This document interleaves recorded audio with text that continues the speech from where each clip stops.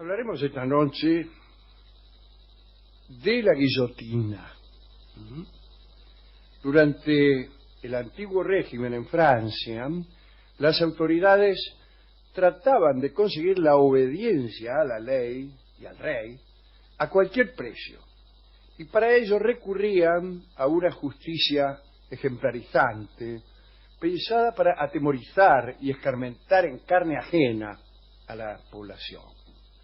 Un elemento fundamental de este sistema era la pena de muerte, que se aplicaba de forma habitual y además iba precedida de horribles suplicios para el reo, con el pretexto muchas veces de arrancarle una confesión. Se trataba de un castigo profundamente desigual, porque los aristócratas estaban exentos de la tortura o el maltrato físico o psíquico, y cuando eran condenados a muerte sufrían decapitación, un método rápido y aparentemente indoloro, al menos si lo realizaba una mano experta.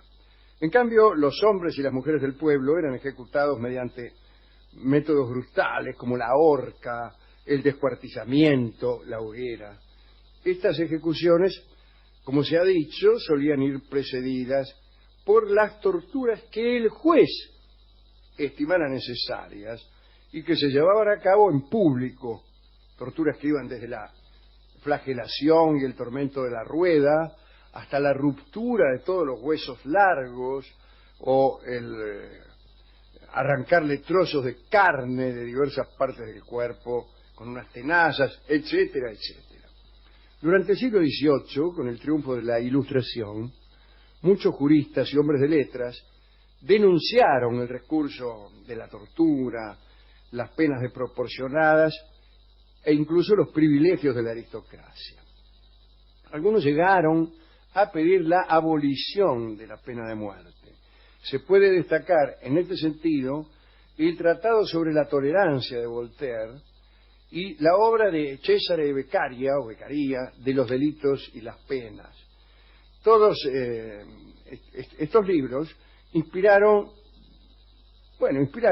también el ideario de la Revolución Francesa. Una de las primeras tareas que emprendió la Asamblea Nacional Constituyente fue la elaboración de un código penal acorde con los principios del derecho natural. Y fue en ese contexto en el que se planteó el debate sobre la pena de muerte. El 10 de octubre de 1789, un médico llamado José Ignacio Guillotin presentó una propuesta para establecer la igualdad ante la ley también en los asuntos de derecho penal. Los delitos del mismo género se castigarán con el mismo género de pena, sean cuales fueren el rango o condición del culpable, propuso Guillotin. Este principio, que ahora parece natural, era revolucionario en Francia y tardó años en ser aprobado en el resto de los países. Guillotin no ponía en cuestión la pena capital, ¿no? Su propuesta consistía en igualar las penas y también en humanizar su aplicación. Para ello propuso extender el método de la decapitación, que estaba reservado, como se ha dicho, a los nobles, a los aristócratas, a los reos de todas las clases sociales. Un populista macabro. Sí, pero no macabro. Casi nadie estaba en contra de la pena de muerte en aquel entonces. Y él lo que quería es que hubiera igualdad, es que se aplicara eso tanto a los aristócratas como a los reos de cualquier otra condición. Cuando digo reos, quiero decir al culpable de un delito, no en el sentido lunfardo. Aunque en ese sentido también podría decirse que la ley era igual para los aristócratas que para los reos. Bien, al mismo tiempo, a fin de evitar los inconvenientes y errores que a menudo cometían los verdugos en el uso del hacha o de la espada, proponía Guillotin emplear un aparato cuyo mecanismo cortaría la cabeza en un abrir y cerrar de ojos. no estaba inventado el aparato, él proponía que se construyera. La referencia de Guillotin en ese mecanismo de decapitación fue nada más que eso. Él no... como, es erróneo pensar que él inventó la guillotina. Inventó y la desarrolló. No fue así. Dio la idea. Y además, desde al menos el siglo XVI se utilizaban artilugios parecidos en diversos países de Europa, si bien no parece que fueran muy habituales, y en todo caso siempre estaban reservados a los convictos de clase alta. Guillotin pensaba seguramente en la posibilidad de perfeccionar alguno de ellos, tarea que finalmente recaería en otro señor.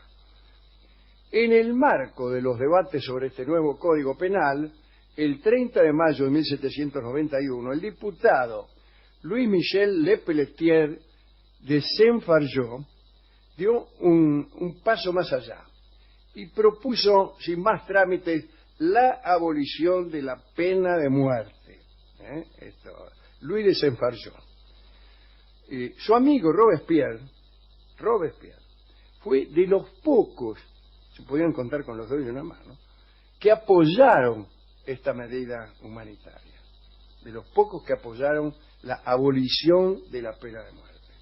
El esfuerzo del Saint-Fargeau y de Robespierre fue inútil, porque el 1 de junio de 1791 la inmensa mayoría de los diputados de la Revolución Francesa votó por la pena capital. Ahora, este señor, Lepelletier de Saint-Fargeau, no se desanimó y 2 días más tarde propuso la adopción del principio de igualdad también ante la pena capital. A todo condenado a muerte, a todo, se le cortará la cabeza. Bien. La redacción final del código dice más o menos lo mismo, ¿no? La pena de muerte consistirá en la simple privación de la vida, sin que nunca se pueda ejercer ninguna tortura hacia los condenados.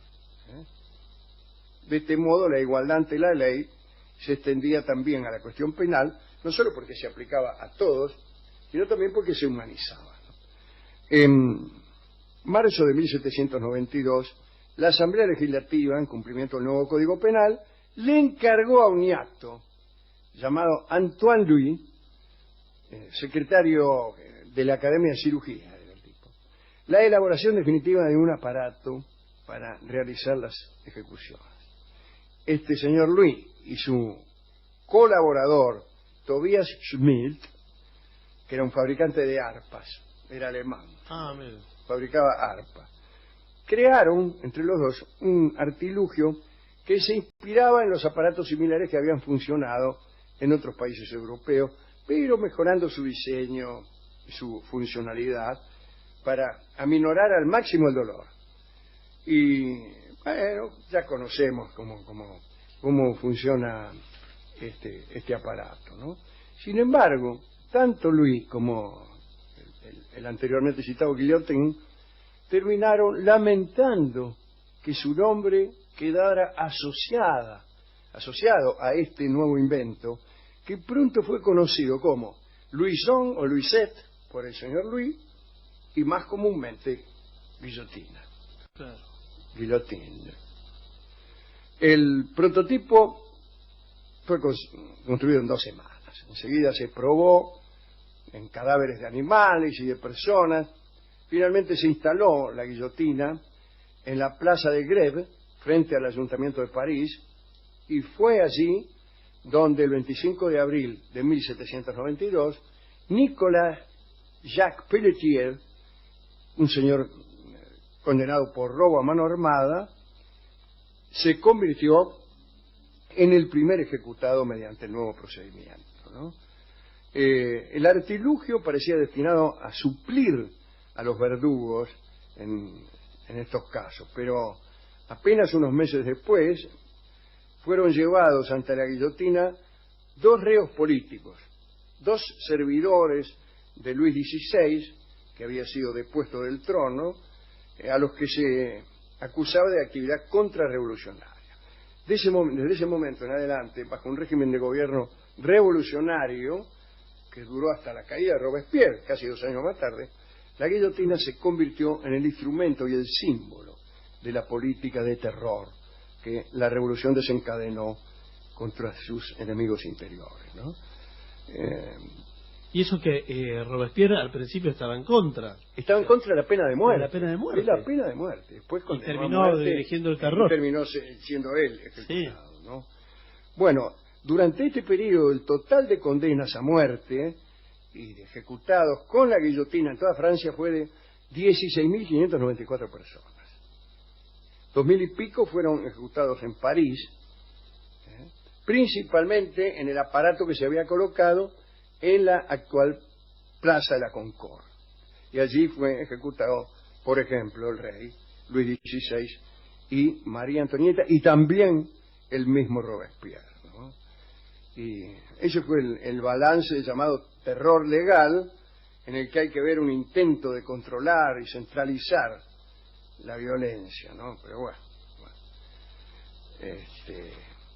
Terminado el terror, la guillotina no cayó en desuso. Siguió empleándose bajo el Directorio, bajo Napoleón y bajo todos los regímenes posteriores durante casi 2 siglos. La crueldad no es la guillotina. Al contrario, parece un instrumento mucho más piadoso que la horca. Lo que pasa es que tiene un valor simbólico muy siniestro, sí. Muy siniestro. Pero lo tremendo es la pena de muerte, que recién fue abolida, yo creo, en 1981 o algo así. ¿En Francia? ¿En 1981? Sí. El último ejecutado... Pero que está casi Mitterrand, estamos hablando. Sí, claro. El último ejecutado por la guillotina fue en 1977. 77. Es cierto que en los últimos años eran pocos los condenados a muerte, pero eran. Quiere decir que las cosas van lentamente. Hay algunos países que mantienen la pena de muerte, y aquí nosotros en la Argentina tuvimos hace algunos años casi como una especie de resurgir del debate. Cada tanto aparece. Cada tanto aparece un imbécil. No los convoque. Que empieza a hablar sobre esas cosas ya superadas. Es un debate que no merece ser reactualizado, así que lo doy por terminado aquí mismo. No sea cosa que alguien tenga alguna idea genial. Escucharemos ahora un tango que se llama Condena. Es un tango de Discépolo con música de Pracánico, que seguramente fue compuesto casi recordando a las numerosísimas víctimas de la guillotina y de otras metodologías. Sí, me parece que no lo menciona en la letra, pero... No lo menciona para disimular, evidentemente.